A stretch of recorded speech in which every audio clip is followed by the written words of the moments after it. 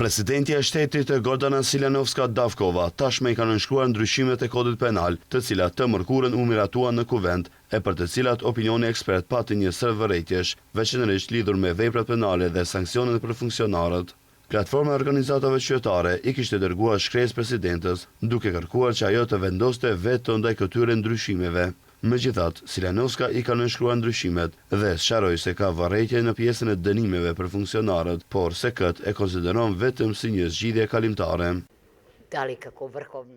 Nëse i analizoj zgjidhjet në raport me ndryshimet e vitit 2023 të cilat ishin katastrofale, kjo është një hap përpara.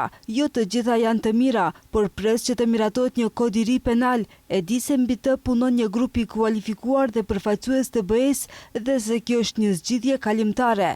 Silanovska tha se Maqedonia e Veriut ka shumë arsye për të bërë pjesë e Bashkimit Evropian, ndërsa tha se shtetet të cilat kërkojnë që të bëhen ndryshimet kushtetuese, ata vetë nuk i respektojnë kriteret e Kopenhagës.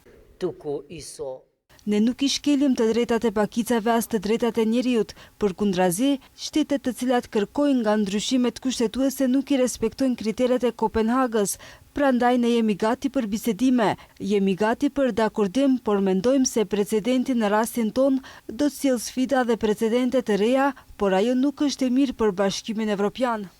Ndërkohë, sot në shtëpinë e armatës në Shkup, u mbajt raportimi për gatishmërinë luftarake të ushtrisë për vitin 2025 para presidentes Gordana Silanovska-Davkova, ku morën pjesë edhe ministri i mbrojtjes Vlado Misajlovski, si dhe gjeneralet të ushtrisë. Presidentja vlerësoi se armata është një nga shtyllat më të qëndrueshme dhe më të besueshme të shtetit dhe një faktor i rëndësishëm i sigurisë rajonale dhe kolektive.